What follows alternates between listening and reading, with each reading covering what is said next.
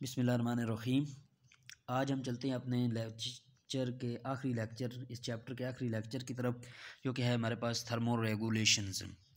Thermo regulation में हमें देखना है कि प्लांट्स और एनिमल्स किस तरह अपनी बॉडी के टेम्परेचर को मेंटेन रखते हैं।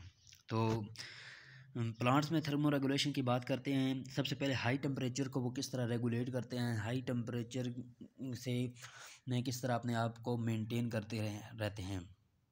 जो टेम्परेट इलाके होते हैं उनमें टेम्परेचर हाई होता है और 40 डिग्री सेंटीग्रेड और अबव टेम्परेचर होता है। तो इस टेम्परेचर के क्या होते हैं, एंजाइम्स जितने ज़्यादा टेम्परेचर होगा उतना ज़्यादा हमारे पास क्या होंगे, वो डीनेचर होने का खदशा होगा।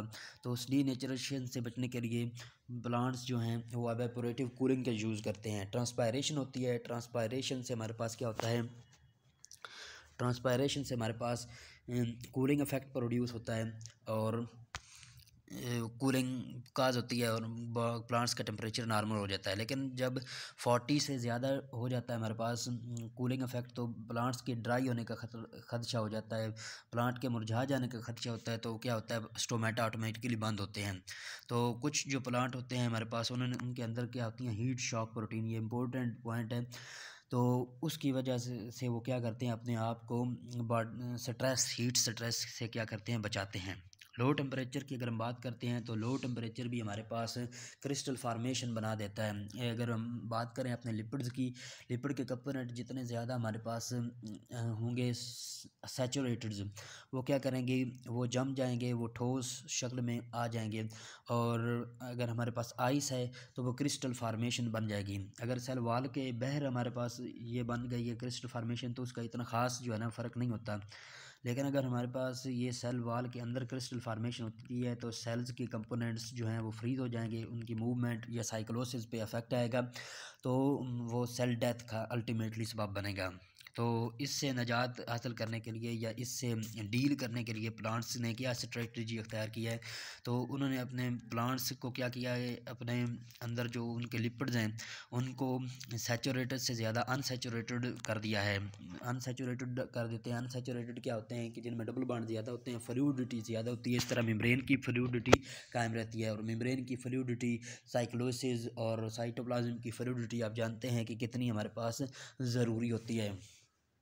और दूसरी बात इन्होंने क्या की है, लो टेम्परेचर को डील करने के लिए प्लांट्स ने, जैसे मैपल्स वगैरह होते हैं और हमारे पास एप्पल्स वगैरह होते हैं, तो उन्होंने अपनी बॉडी के इंटरनल जो उनका सेल वाल के अंदर जो साइटोप्लाज्म वाला होता है, साइटोसोल वाला सिस्टम होता है, उसको सुपर कूल कर दिया है।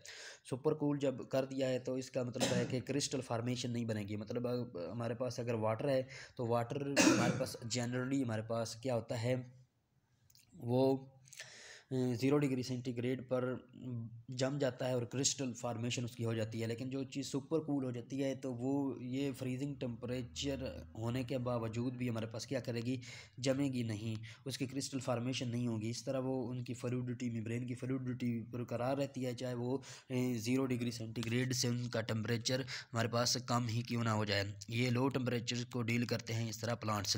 आगे हम एनिमल्स की बात करते हैं। मुख्तलिफ़ किस्म की आगे उनमें अडाप्टेशन होती हैं, बॉडी हीट गेन्स और हीट लॉस।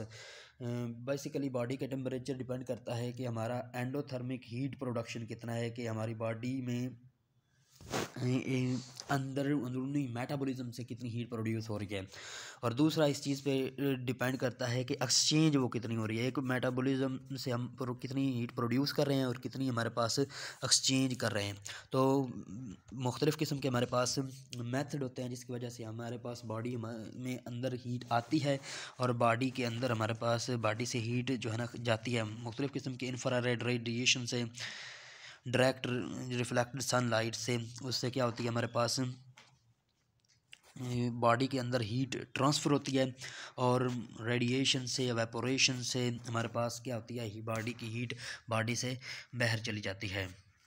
अगर हम बात करते हैं टेम्परेचर क्लासिफिकेशन ऑफ एनिमल्स की, तो सबसे पहले जो ओल्ड क्लासिफिकेशन है हमारे पास, उसमें एनिमल्स को पोकिलोथर्म और होम्योथर्म्स कहा जाता है। मतलब बुकीलोथर्म्स कोल्ड ब्लडेड एनिमल, वो एनिमल जिनकी बॉडी का टेम्परेचर माहौल के साथ साथ तब्दील हो जाता है। और इसमें हमारे पास इनवर्टिब्रेट फिशेस, एम्फीबियन और रेप्टाइल को शामिल किया गया था।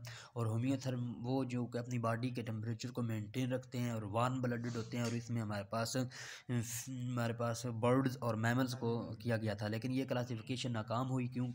एक दो वजूहात की वजह से। क्योंकि एक फ़िशेज़ कुछ ऐसी हैं जो कि बॉडी जिनका एम्बिएंट टेम्परेचर हमेशा कांस्टेंट रहता है, समंदरों के अंदर डीप ओशंस में जो रहती हैं उनकी बॉडी का टेम्परेचर भी वैसे ही रहता है जैसा उनके जो है माहौल का होता है, क्योंकि वो तब्दील नहीं होता। इसी तरह कुछ हमारे पास लाइजर्ड वगैरह होती हैं, वो सन बास्किंग करती हैं और अपनी बॉडी के टेम्परेचर को मेंटेन करती हैं। और कुछ हमारे पास हमिंग बर्ड वगैरह कुछ परिंदे ऐसे होते हैं जो कि अपनी बॉडी के टेम्परेचर को मेंटेन नहीं कर पाते। तो इसकी बुनियाद पर हमने एंडोथर्मिक हीट प्रोडक्शन की बुनियाद पर जो है ना इनकी क्लासिफिकेशन की है। वो ऑर्गेनिज्म जो मेटाबॉलिज्म से अपनी हीट खुद प्रोड्यूस कर सकते हैं तो उनको हम एंडोथर्मिक का नाम देते हैं, जिनको बाहर से हीट नहीं देते हैं। और इनमें फ्लाइंग इंसेक्ट हमारे पास आ जाते हैं। ये एग्जांपल की इंपॉर्टेंट पॉइंट में से कुछ फिशेस आ जाती हैं, बर्ड्स आ जाते हैं और मैमल आ जाते हैं। मतलब इसमें अब इनवर्टिब्रेट भी आ गए हैं, कुछ लिविंग, कुछ इंसेक्ट्स, कुछ फिशेस भी आ गई हैं एंडोथर्मिक में। एक्टोथर्मिक की बात करें तो वो जो है ना हमारे पास बॉडी की जो भी थोड़ी बहुत हीट प्रोड्यूस होती है वो इमीडिएटली खारिज हो जाती है और बाहर से जो है ना बॉडी की हीट उनको लेनी पड़ती है हमारे पास। तो ये हमारे पास क्या है, एक्टोथर्म होते हैं। अगर इनकी एग्जांपल की बात करते हैं तो मोस्ट इनवर्टिब्रेट और फिशेस, इसमें भी एम्फीबियंस और रेप्टाइल्स इसी कैटेगरी में आते हैं। हेटेरोथर्मी जो है वो इन दोनों के दरमियान होती है, वो क्या आती है, varying degree of endothermic heat production. और उनमें क्या होती हैं, कौन शामिल होते हैं, बैट्स और हमिंग बर्ड्स। बैट्स और हमिंग बर्ड्स जो है हेटेरोथर्म में है। और ये इंपॉर्टेंट एमसीक्यूज़ है, इनकी एग्जांपल्स बड़ी इंपॉर्टेंट हैं और ये एमसीक्यूज़ में पूछी जा सकती हैं और एमसीक्यूज़ ही तो होते हैं फिर एंट्री टेस्ट में। अगर हम बात करते हैं रेगुलेशन ऑफ हीट एक्सचेंज की, तो कौन से हमारे पास स्ट्रक्चर होते हैं, कौन सी अडाप्टेशन होती हैं हमारे पास जिसकी वजह से हीट एक्सचेंज को रेगुलेट करते हैं। स्ट्रक्चरल अडाप्टेशन की बुनियाद पे कौन से वो स्ट्रक्चर ऐसे होते हैं जो बॉडी में हीट मेंटेनेंस में मदद करते हैं। तो पिलाज हो गया जो कि और हमारे पास रोंगटे जो होते हैं वो भी ये भी स्ट्रक्चर में आते हैं। स्वेट ग्लैंड जो स्वेटिंग करते हैं और वेपोरेशन होती है, वेपोरेटिव से हीट लॉस होती है। और पेंटिंग जो होती है। और लंग्स होते हैं, लंग्स से हमारे पास जो क्या होती है, हीट खारिज होती है जो पेंटिंग से रेस्पिरेटरी ट्रैक्ट में। ये ज़्यादातर जो है ना बर्ड होता है हमारे पास, डॉग्स में होता है, उनकी जो है ना ज़बान से वो कतरे निकल रहे होते हैं तो वो असल में वो पेंटिंग होता है, वेपोरेटिव लॉस हो रहता है उनका हीट।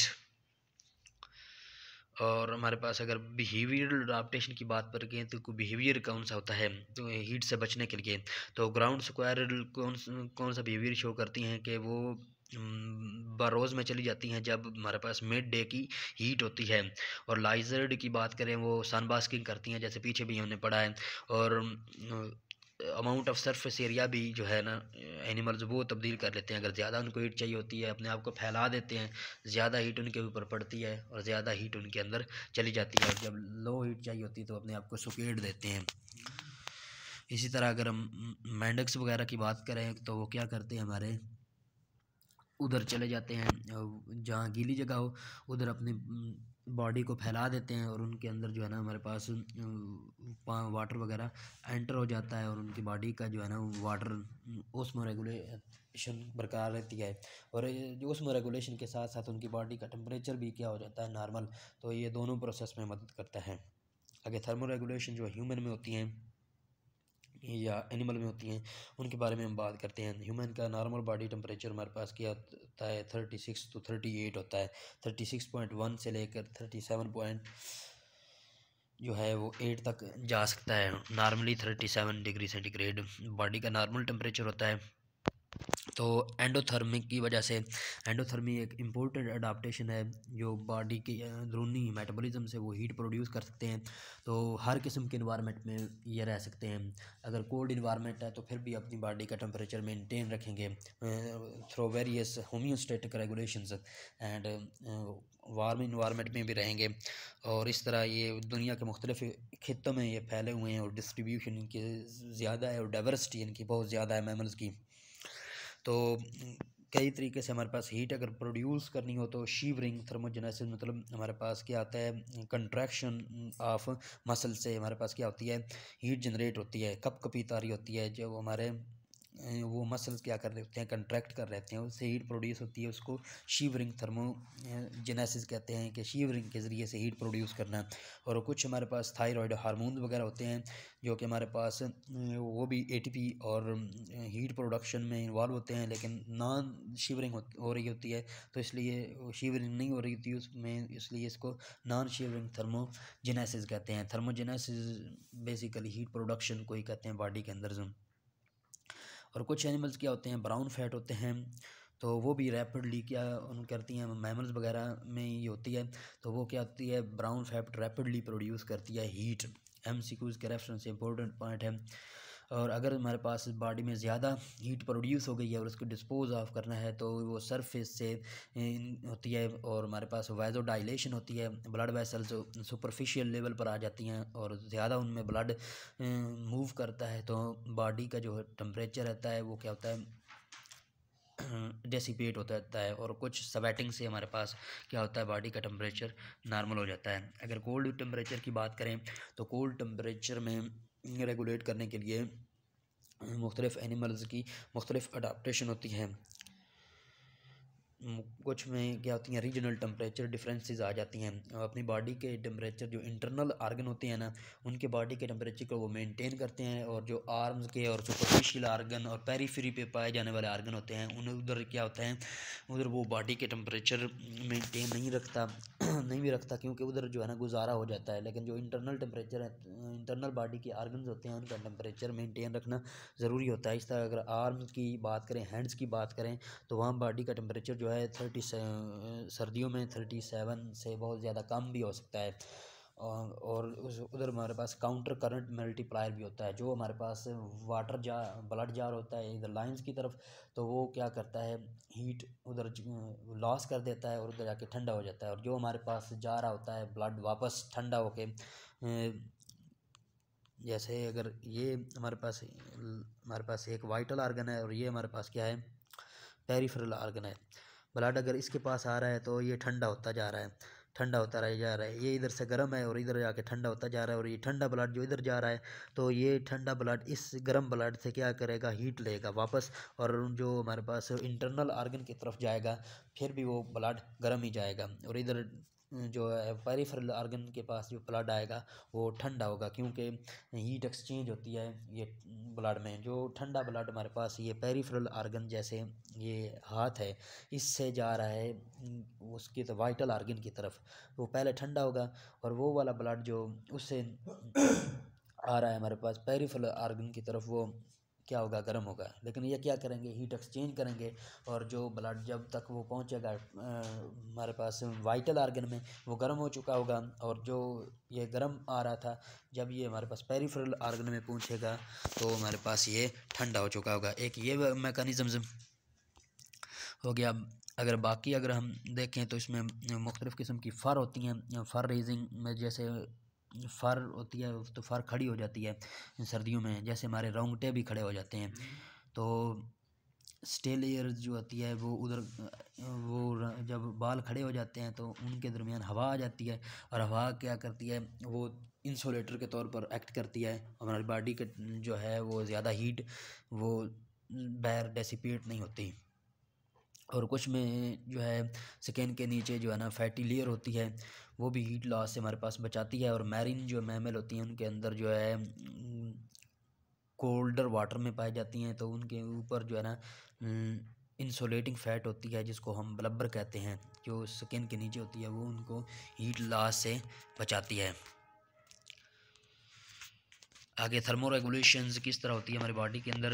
हमारी बॉडी के अंदर हाइपोथैलेमस होता है, वो क्या करता है, बॉडी के टेम्परेचर को सेंस करता है। अगर बॉडी का टेम्परेचर 36.1 से 37.8 ये रेंज है, ये एमसीक्यूज़ में अक्सर रेंज भी पूछी जा सकती है या एवरेज टेम्परेचर भी पूछा जा सकता है 37 डिग्री।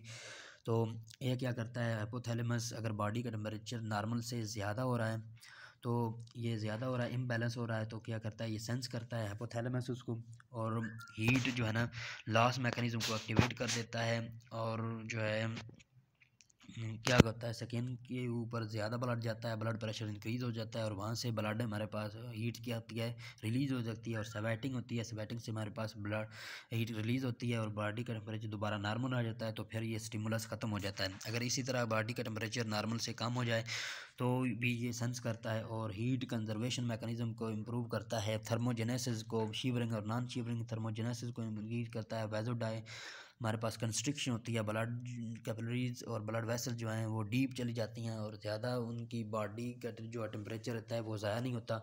और फिर जो है हमारे पास मुख्तलिफ़ किस्म के हार्मोनल रिएक्शन होते हैं, थायराइड ग्लैंड से रिलीज़ होता है, जो कि बॉडी के टेम्परेचर को मेंटेन करने में मदद करता है, और अल्टीमेटली बॉडी का टेम्परेचर नॉर्मल हो जाता है, तो फिर ये भी स्टिमुलस ख़त्म हो जाता है। वार्म टेम्परेचर को किस तरह डेसिपेट करते हैं, तो ये भी हम पढ़ चुके हैं कि मैरिन जो होती हैं वो स्किन के थ्रू, ब्लड वेसल के थ्रू, आउटर लेयर पर जो ब्लड वेसल पाई जाती हैं वहाँ से ब्लड को क्या करते हैं, डेसिपेट कर देते हैं। और टर्शियस एनिमल्स की अगर बात करें, खुश्की पे पाए जाने वाले एनिमल के, तो एवापोरेटिव कूलिंग को यूज़ करते हैं।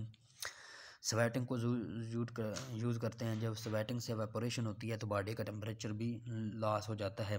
पैंटिंग जो होती है हमारे पास रेस्पिरेटरी ट्रैक में, एवापोरेटिव कूलिंग इन रेस्पिरेटरी ट्रैक, और ये इंपॉर्टेंट एमसीक्यूज़ है, और ये ज़्यादातर जो है ना डॉग्स वगैरह में पाया जाता है। और बैट्स जो है वो सलाइवा और यूरिन को यूज़ करते हैं एवापोरेटिव कूलिंग के लिए। थर्मोस्टेट फंक्शंस, ये वो वाला सिस्टम हम पहले पढ़ चुके हैं कि किस तरह हमारे बॉडी का जो है थर्मोस्टेट जो है हाइपोथैलेमस वो सेंस करता है और फिर बॉडी के टेम्परेचर को नॉर्मल करता है। गर्म है, हमारी बॉडी का टेम्परेचर ज़्यादा 37 से ऊपर जा रहा है तो वो कूलिंग मैकेनिज़्म को एक्टिवेट कर देगा, और बॉडी का टेम्परेचर अगर 37 से कम जा रहा है तो वो हीटिंग मैकेनिज़्म को रेगुलेट कर देगा और चालू कर देगा। आगे हमारी बॉडी के अंदर अगर आ जाते हैं मुख्तलिफ पैथोजेंस का हमला हो जाता है, तो हमारे ल्यूकोसाइट होते हैं, defence mechanism, white blood cells क्या करते हैं, उनको अटैक करते हैं। जब अटैक करते हैं तो इस दौरान में वो पायरोजेंस भी रिलीज़ होते हैं, और हमारे पास पैरिक्स या ये बुखार होता है। बुखार में भी कि हमारे पास क्या होते हैं, मुख्तलिफ़ किस्म के जो माइक्रो ऑर्गेनिज़म होते हैं, उनके लिए वो क्या होते हैं, उनको डिस्ट्रॉय करने के लिए हमारी बॉडी का टेम्परेचर नॉर्मल से ज़्यादा हो जाता है, और इसको हम फीवर कहते हैं। और वो केमिकल्स रिलीज़ होते हैं पैथोजन से, और हमारे पास ल्यूकोसाइट की डेड बॉडीज से, जिससे हमारे पास ये नॉर्मल टेम्परेचर से ज़्यादा टेम्परेचर में करने में मदद करते हैं। और ज़्यादा और इसका क्या फंक्शन होता है कि वो माइक्रो ऑर्गेनिज्म मर जाते हैं एक बुखार से, और उनकी जो है ना आयरन की सप्लाई वो कम हो जाती है। और ज़्यादा टेम्परेचर पर एक तो आयरन की नीड उनकी ज़्यादा हो जाती है, आयरन हमारे माइक्रो ऑर्गेनिज्म की, और दूसरा बॉडी की आयरन जो है ना वो उनको अवेलेबल नहीं होती, इस तरह वो आयरन की कमी की वजह से मरना शुरू कर देते हैं। तो इधर हमारा जो है टेम्परेचर ये चैप्टर ख़त्म हुआ चाहता है।